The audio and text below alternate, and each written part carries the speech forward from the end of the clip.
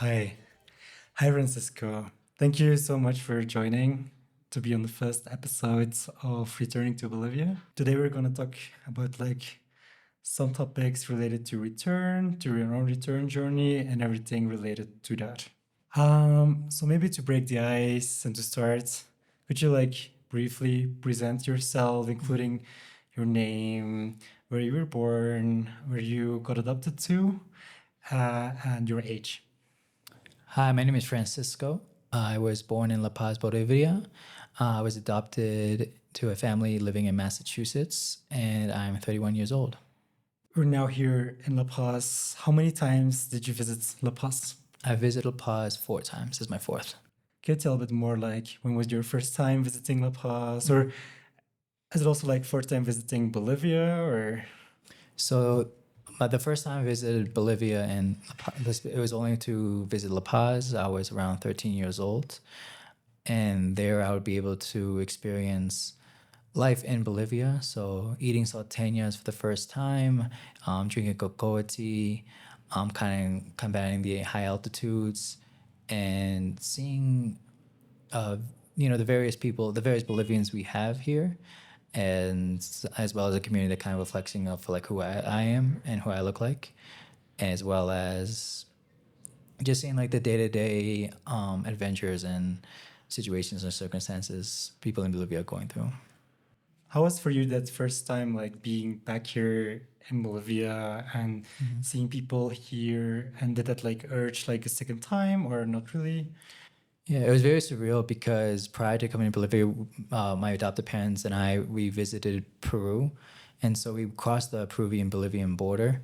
And once the immigration noticed that our adopted parents were bringing us to Bolivia, they were actually very happy that we would get to experience Bolivia at such a young age and for our first time. Going into my second visit, closer to 2019, I was visiting Bolivia from more of an indigenous perspective because over the course of those 10 years, I was very interested in my indigenous identity as I'm not a Quechua person. And so learning about that history and the context of the country looks from that lens point, I had a deeper connection and value for the country and for the people at whole, especially when I'm seeing Cai San Francisco or various foods like mate and more meaning of what this cocoa leaf is to the country and the people. And then the last two return trips were the last, built this year and last year. You mentioned that the one in 2019 had more this indigenous perspective, but you also told me the other day that, for example, last year was more an adoptee point of view. Could you elaborate on that perhaps? Yeah, 1,000%. So I was fortunate enough to be able to connect with my birth family during that spring prior to last year. And through that, I knew I wanted to go visit my family over there. So that experience was very surreal because it was where I was able to learn about who I am and my family history and know who my birth mother is, find out that I have a birth sister who lives in Santa Cruz, and knowing more a specific and direct correlation to what it means to be Bolivian or how does Quechua Aymara influence our family dynamic, as well as coca leaf, as there's various traditions that I've learned through my family, as well as meeting my birth mom. Going to now this year, 2025, I'm definitely more accustomed. I'm seeing family members for the second time. We have a relationship, and it's just a very calming experience, especially on my vacation. This is more just me try revisit and reconnect with people, places, and events. Okay, thank you so much.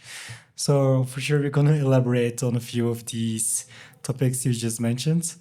But I wanted to ask you before, what does returning to Bolivia mean? And to what extent is it important for you?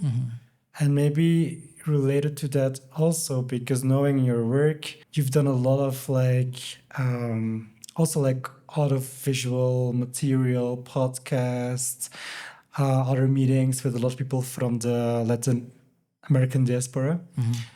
And that's also in some way returning to the roots, to diaspora connections, community.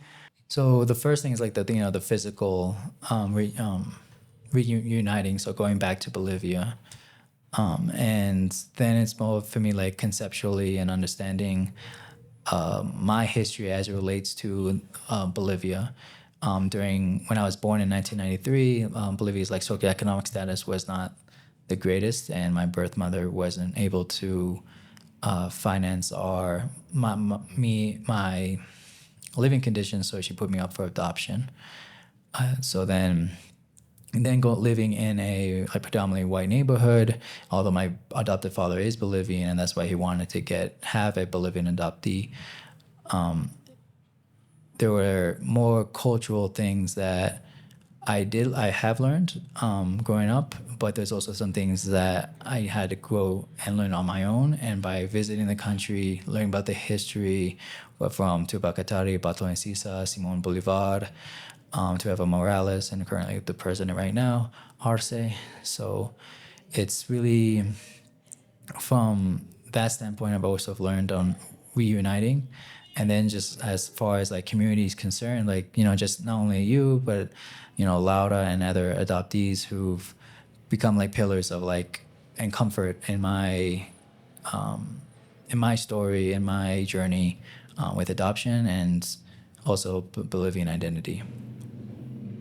You mentioned learning about Bolivia and also like having one adoptive parent who is actually Bolivian. So I'm just very curious, like, to what extent were you able to learn from his about Bolivia? Because we cannot say that all Bolivian parents have the same interest to give that part to their children or to give that part to a very big extent to their children. So how is it for you and your upbringing? I've learned about like the colors, the flags, the visual of what the coat of arms are through my father. We've cooked salteñas together. Didn't go so well, but we tried. And then like going to some of the festivals in Providence where they do the filas and like seeing the caporales for the first time or tinku for the first time.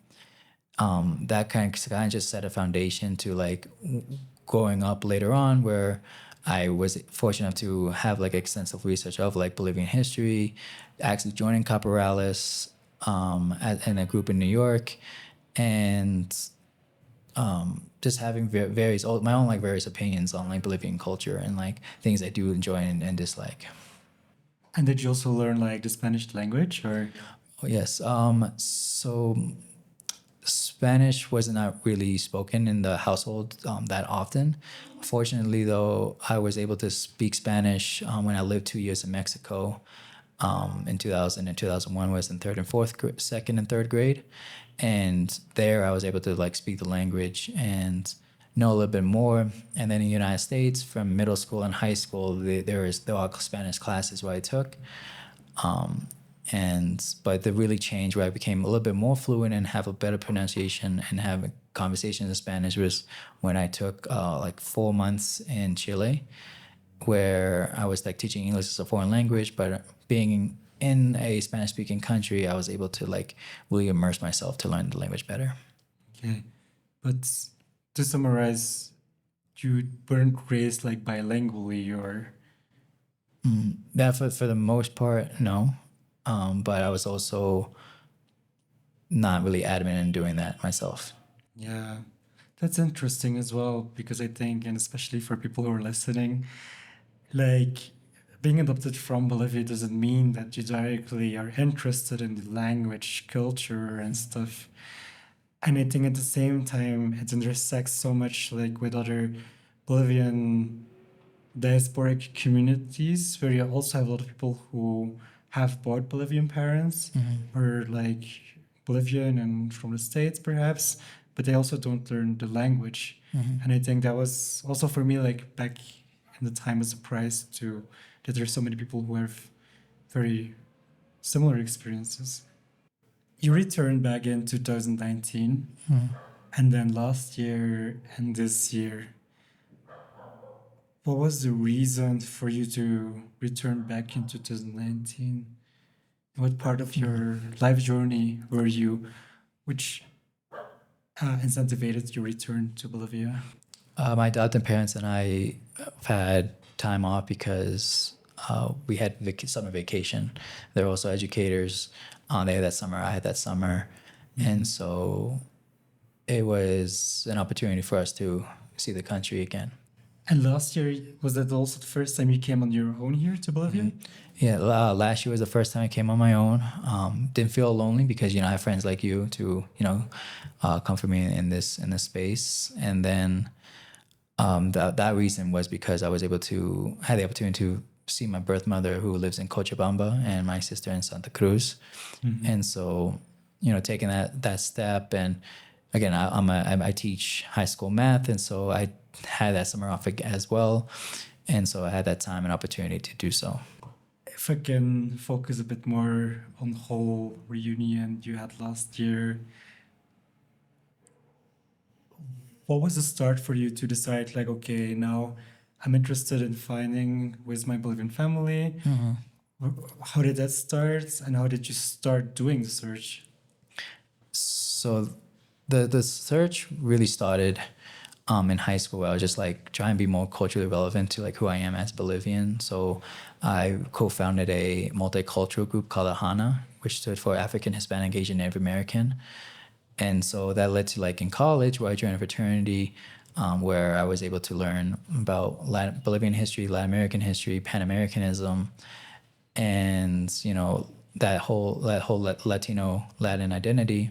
In 2016, I was able to question who I am as an indigenous person, to then lead into my adoption 2 years ago, and that was because I think seeing more adoptees like you, Elena, who are like very outspoken on the adoption process, it made me like, oh, like this is something I can like continue on for myself, and see where I can go with this. And so, through your network, I was able to connect with various other adoptees, and that ended up leading to connecting with my birth mother.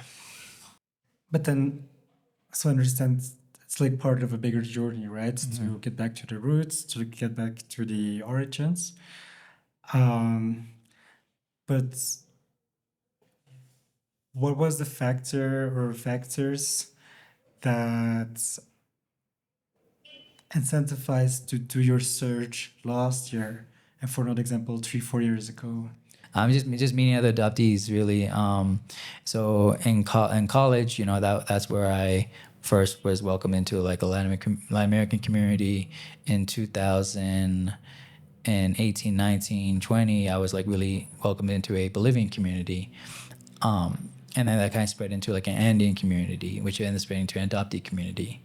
And so there has been like kind of like a pathway that like being fortunate to just connect with various people to be open to my own adoption, and also to reunite. So, for a lot of adoptees, perhaps, who might listen to us and who also have this desire to find their families, it's also sometimes important to mention, like, some people do have information, some don't have information. What is the information you always have had? And to what extent also, like, did that play a role? Did it have a place in your life prior to the reunion? I've always known that. Well, I've always known that I was adopted since I was like maybe 4 or 5. I knew the circumstance that it was because social economic reasons that my mother wasn't able to provide for myself, and I would say, that I didn't have a father involved. Those are like probably the 3 core things. And then last year, you did the search with the information you had. Yeah. Um, how were you able to find your mother or maybe any other family member? So like through an agency that I was able to connect with. There we were able to share that one. She's alive. I have a sister. And then I got more specific with names, where I was able to like find them on Facebook and later Instagram, where specifically I reached out to my cousin who didn't actually know I existed as an adoptee. She ended up, the story goes with like she spoke with her family. It's like, hey, is this person true, or is this like someone who's asking for money?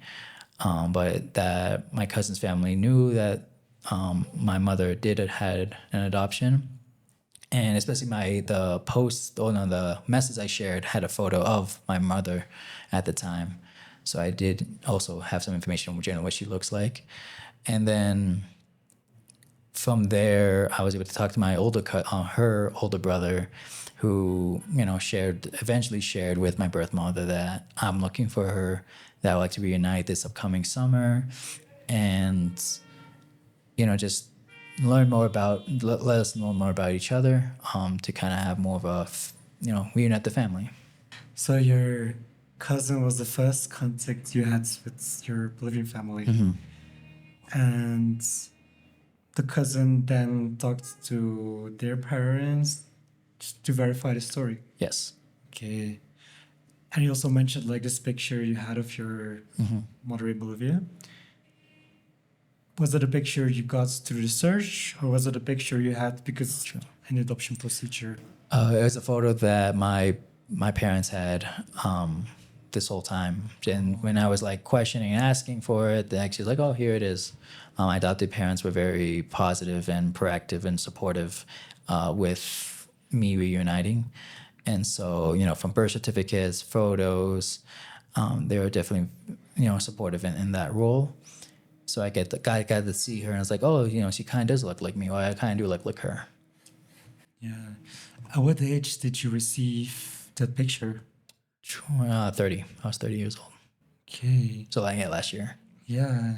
Interesting that also your parents had the picture all the time, and then you ask for it and there is the picture. Yeah, it's definitely one of those things where like I never asked prior, but once I did, it was like once I asked, it was received. So you established contacts with family members. How long did it take to find her through your contacts in the system and to able to talk or chat with her? And how was that the very first contact? Within this sum total time, I would say it was about 2 weeks. Where by the time that my birth mother was notified that I was reaching out and I'll be coming. Because your return trip last year, did you return because you wanted to meet your family, or were you planning to return? And because of that, you wanted to do the search, or which one was first? Yeah, to clarify, I wanted to, last year in 2024, I wanted to go to Bolivia to meet my birth family. And then how much time prior to your return trip did you have contact with them? So prior to coming to Bolivia, I've already had a few conversations with my sister, who kind of was like the middle person between me and my birth mom. She shared like she was asking about me every single day.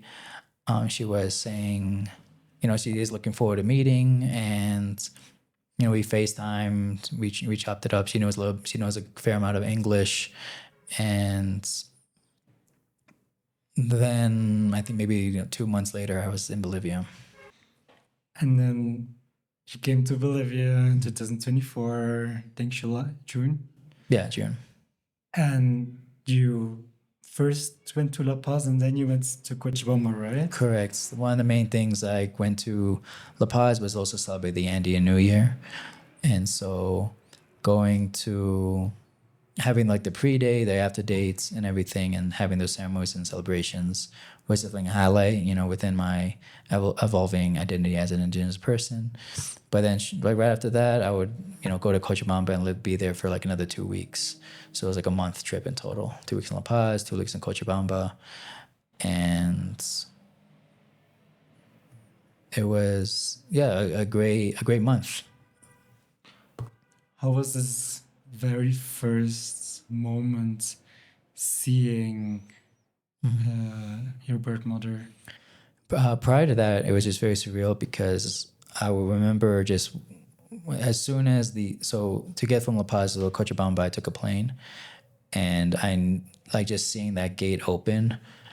I know metaphorically, physically, but also metaphorically to me, I know I'll be walking into a new life where I'll be with and connected with my birth mother.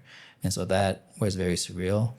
Once I got on the plane, I shared various messages to high school friends, college friends, birth friends, just like, thank you for just sharing just being part of this journey with me and being a good friend throughout all these years.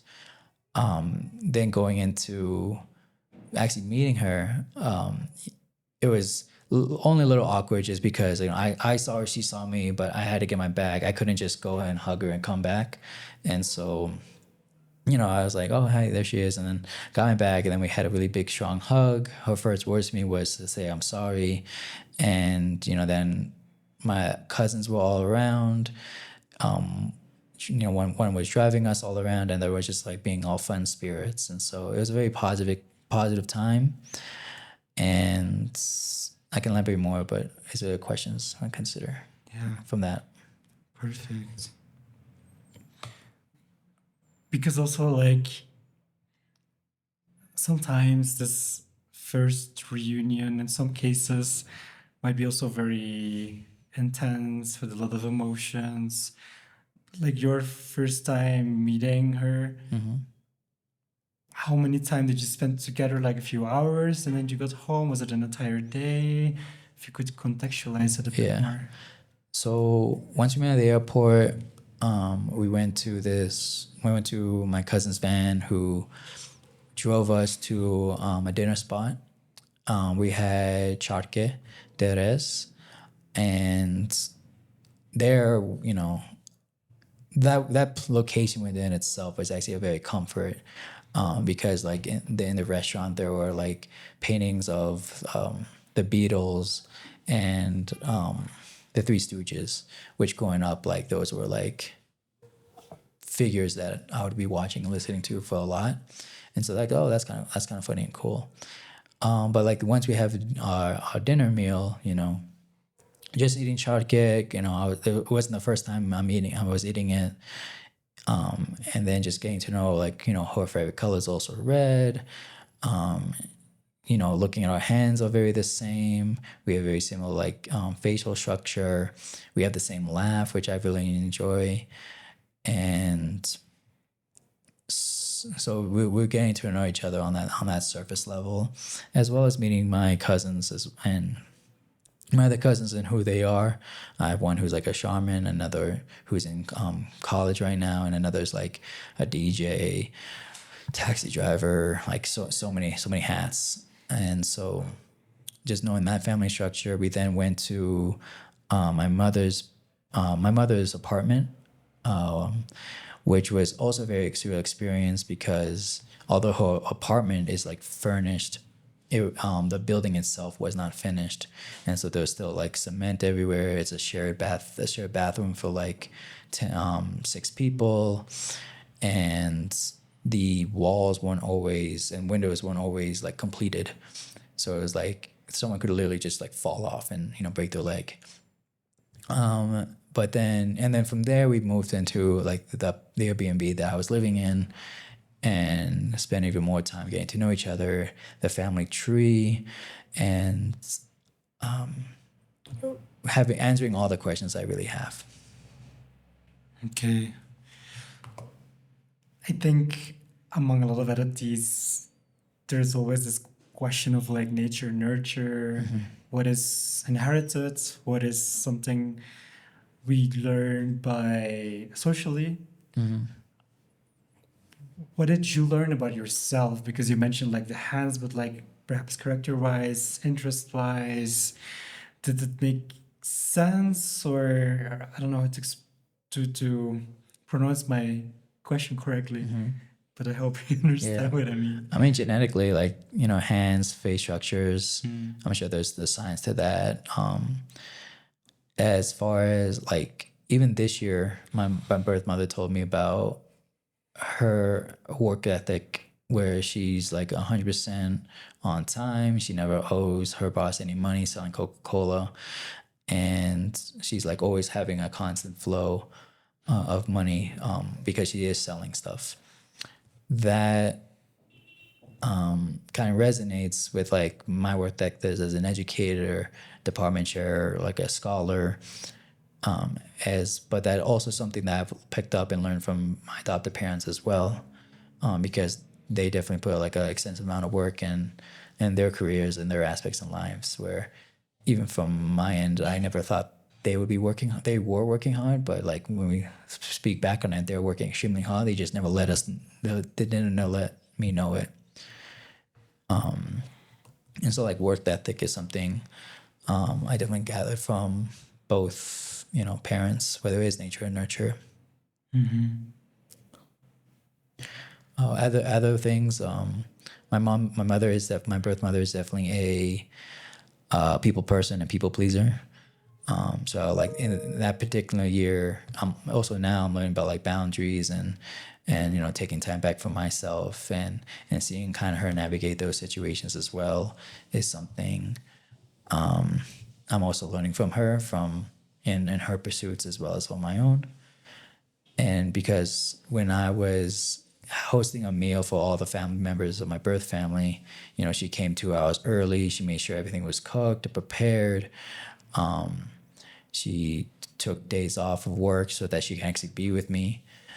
And, you know, these are things that weren't necessarily asked, but it's definitely appreciated. And, you know, I always admire that.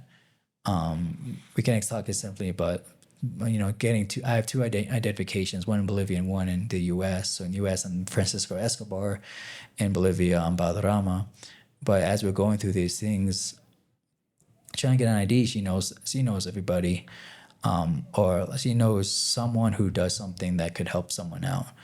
And so just seeing her navigate the whole town of Cochabamba and going to place and trying to get this figured out, it was like a pure talent of her that I really appreciate. That, you know, I've seen parts of my life, but she does it so effortlessly. It's amazing. That's very nice to hear. Last year, how much time did you spend in Cochabamba with your family? And was it enough between brackets to spend that amount of time, or? So it was 2 weeks in total. We did spend because she was part of the time she was also working, so we had dinner together.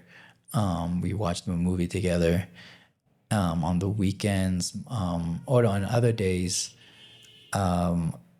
my birth family and I would go to various trips and locations near Cochabamba. I forget the location, but it's one with the dinosaurs. And, you know, also traveling Cusco, seeing the various plazas. And then on the weekend, the first weekend, we ended up going to Santa Cruz to see my sister. And where we ended up going horseback riding, having another big family meal with my mother's sister and her children and grandchildren. And then we came back and spent more time with the family in Cochabamba. In this family dynamic, there's this like one household that's my aunt's house, and that's where like all the family really gathers, comes together, eats, hangs out. And so that was like a central location for the most part. Okay. And after those 2 weeks, you went back to the States. And how was it for you to be back in the States, to maintain contact on the distance? Yeah. So, I mean, at that point, I had my mother's number. We would speak every weekend, give updates on our lives. And constantly just build that constant connection. It was really cool. So by the time this year, it's just like, oh, well, I've been talking this whole year, and I plan on continuing talking to her this whole year. So it's really just connecting, even more personal. She would be the person I share very more intimate secrets or more intimate things that are going on in my life, because I have that level of comfort with her. And she's definitely a good listening ear. And indirectly or directly, I'm also speaking more Spanish because I'm speaking with her. Yeah. It's because like in media we often see like this first reunion and then it stops. And I think it's just really interesting to hear also like what happens after this first contact. What happens like in your case, spending more time with your family those 2 weeks and then maintaining contact like virtually. Something to that point is I feel like I was very able to have that constant connection and constant communication with my birth mom, because not only I share this is like kind of the relationship I want and constantly going for, but like calling a family member on a weekend is like has been a constant practice for me since I went to college in 2011. And so I've always called, a family member on a weekend, just giving life updates. And so it wasn't big of an ask for myself because I've just been doing it. And it's something I'm definitely fortunate I was able to like learn and be in access to from my adopted family. Okay. Maybe a bit more personal, but like, how do you call your birth mother?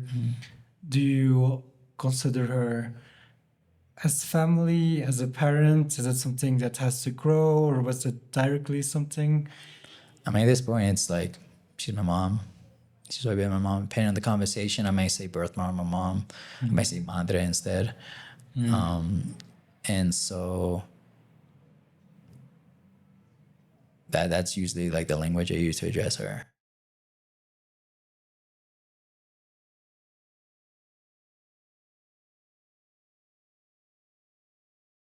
Also, because your story is a very nice story to hear, like in the sense of like you were able to find her relatively fast. You were able to establish like a good contact, but did you also experience like some difficulties or like cultural misunderstandings or difficulties that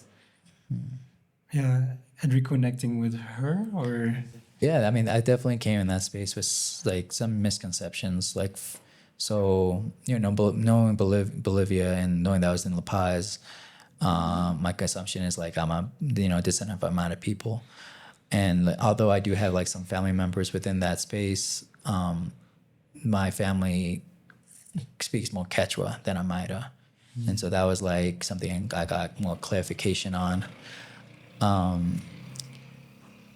Difficulties. I'm trying to think. I know similarities is like we always between both families. We watch the news together. We discuss about it. We eat all together at a family table. also like for example, there might be very religious Bolivian families. Maybe okay. you're not religious, or maybe like view towards things that are for you important, but maybe not for them. So I mean that would be one of them. Religion. My mom's very Catholic. In a room there's like the Virgin all over, and I'll pose like who I am. I'm not very religious. We do have but there was never like a point of difficulty, especially for my sister. She's also, and most of my grander cousins are the most religious or Catholic people, and so that wasn't ever like a tough conversation we had. I think one of them, and I'm very fortunate. I'm also a morning person like my mother, but like during that first 2 weeks, she would call me like at 7 a.m. Granted, I did wake up like 30 minutes before, but I still want to just get out of bed, eat breakfast, and all this and that. but she's also someone who calls every single family member every single day, to connect and everything. And so, that was like some, I share with her, I'm down to talk with you, just, 9 a.m. would be nice. But then, as we go in the States, like, let's just keep it like once a week, which, she was very fine about. We, sometimes it was Saturday morning, Sunday evening, she would give me the advance notice if she wanted to speak, one time or the other. And, I'd always call. And your family, how do they look at you? Like, do they look at you as a family member? Do your siblings see you as a brother? Or is it also like a process that took time to be considered as it is now? I would say I'm part of the family. Definitely not as if I was like a day one, but it's very welcomed, open arms. My sister called me brother, when we were texting each other and calling each other. And I'm trying to think what else. To my nephew, Tio Francisco. I have a good relationship with my cousin's husband. And yeah, definitely. And I love my great aunt. She's very old, but like she's someone who I would like to be when I grew up, as a very funny, loving person. And so yeah, I definitely feel like I'm part of the intimate family, and also the grander family. I've had some uncles who like didn't believe I existed. Granted, a lot of my family members didn't think I existed. So I did have to make that clarification, that I am, and Elizabeth or Ellie's son. And from there it was good. Like, I think the second night we went to my cousin's like quinceañera, which was like a really cool experience because I also got to see other family members, and just to see like father daughter dances. And one day I do want to have a family of my own, and so seeing like the Bolivian cultural connections, and see what things that I'll be interested in doing as well. Knowing well, your family, your siblings, your cousins, do you sometimes think about how your life would have been if you stayed with your mother, with your family? Do you sometimes think about that, and what do you imagine? Yeah, I do. Even before, reuniting with my birth mother, I was like, what kind of job would I be having?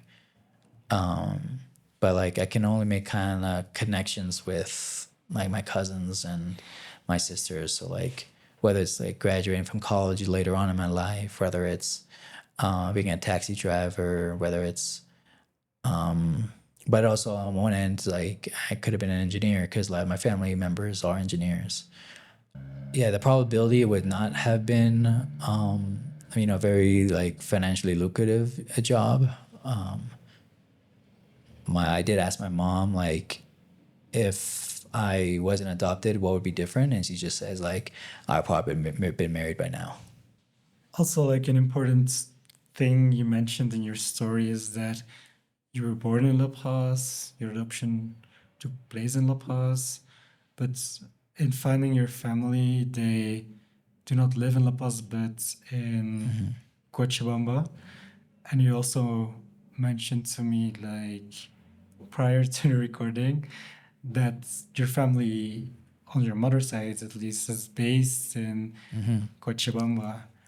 How did that impact your own identity construction? Yeah. So prior to my adoption, I thought I was like 100% Bolivian. And I would definitely represent as such. Learning about family history, which I was like very intrigued about. My mother's father, my mother's grandfather came from Argentina, and he met his wife, who lived in Cochabamba. They married in Potosi, and that's where they had all the children. And then they went into Cochabamba to like have that family. On the other side, like on my mother's side of the family, where my great great grandfather, he was a soldier in the Bolivian-Chilean War, and he met my great great great grandmother in Chile.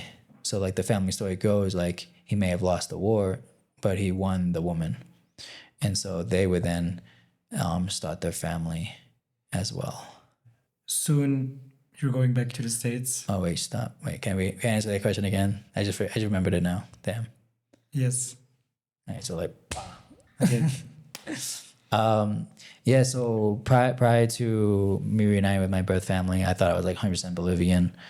And then learning about my family history, my great great grandfather, he was Bolivian, a Bolivian soldier who fought in the Bolivian-Chilean War. And you know, the family story goes is like, although he lost a woman, although he lost the war, he won the woman. They would end up moving to Potosi, where they'd be having like various children, who then moving into Cochabamba would be raising them. My mother ended up moving to La Paz in her 30s at that time, where you know she had my brother, myself, but then she moved 3 to 4 months later to Santa Cruz, where 2 years later she would then conceive my sister at the time. And then she would like move all around Bolivia, but now currently stable in Cochabamba, which has been a lot of the roots for my family. So although prior I was like, you know, Bolivian, Paseño, I'm realizing I'm part Argentinian, I'm part Chilean, I'm Bolivian, I have Cochabamba roots. So Just a question out of curiosity. Did you do like one of these DNA tests? I have not. I wanted to do it last year and I kind of worked on it.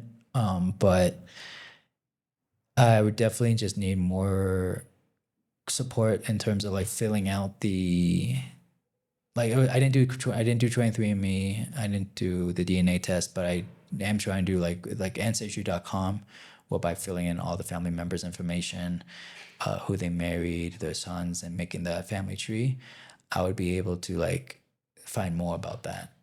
So soon you'll be going back to the States. How do you look now at your connection to Bolivia, knowing that for more than 5 years you are connecting with Bolivia, Latin America, the diaspora, even though you have like met your family, you're in contact with your family. How do you think you would like to continue relationship with Bolivia? Um, in terms of like visiting, in terms of like connecting.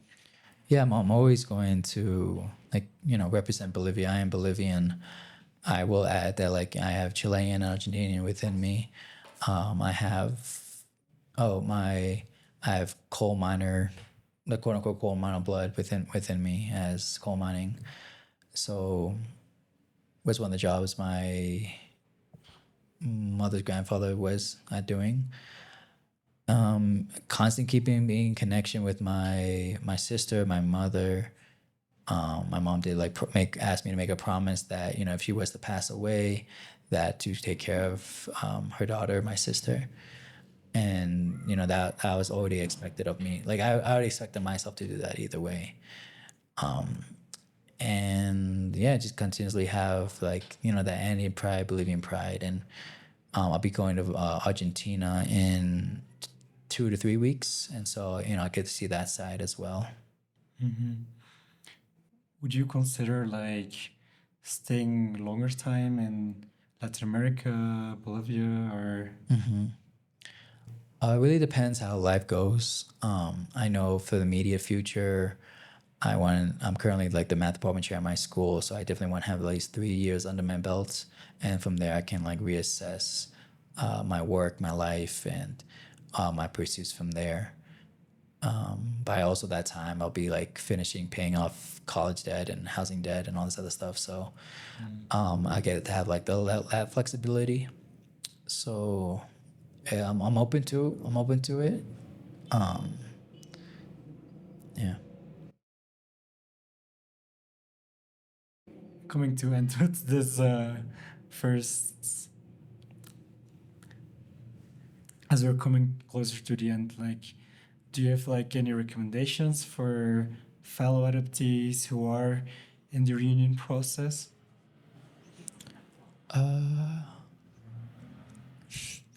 One, I think you should watch Kung Fu Panda. And that's a great adoption story. It has humor, it has action, it has serious moments. I think also, and Jack Black's great.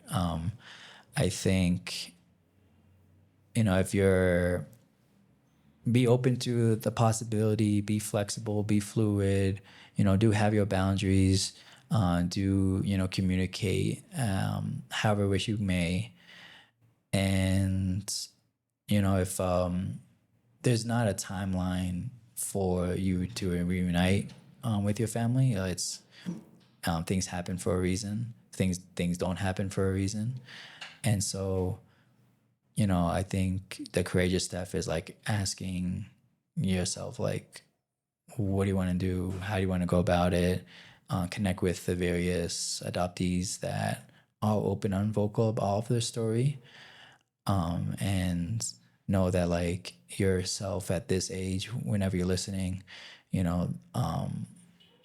going to be growth to you in 5 years, 10 years, where you hopefully feel like more connected on whatever that means to you. Thank you very much. Don't know if there's maybe something you would like to add to the conversation, or your topics you would like to have included. Yeah, I'm just definitely have lived a very fortunate life, and I think through my adoption process was very fortunate. There has been there's been struggles with my adoptee family here and there, but they definitely have done their best, and they're definitely very supportive. I could not ask for another adopted parents, but I also been very lucky to the process in meeting my birth family, and I'm very fortunate to have the birth family that I do have, where conversations aren't that difficult, or we're very open to one another, and I see myself constantly coming back to Bolivia, constantly seeing my birth family in Cochabamba and Santa Cruz, and an ideal, something I am trying to plan for is like whenever I do get married, like fly out my birth mother and birth sister to be part of the wedding and take care in those realms. So definitely setting those goals so that this is more of it's never going to be like a stopping point. It's just a continuous evolution. And like my birth family's always asked, like, when are you gonna have a wawa, or where the nietos at, so all those funny things I've heard from my Latino male friends and their family dynamic. So it's like kind of cool to kind of get that experience as well. But yeah, just one of the things I do realize I'm very fortunate in multiple ways, and I think just giving back is a way to like kind of pay it forward. Thank you so much for your time, your openness to have this conversation and to talk about this. Wish you good travels back to the States, and also a good time back with the rest of the time here in Bolivia. Thank you, Atamhi, for not only just starting this podcast, but this network, and like people are thanking you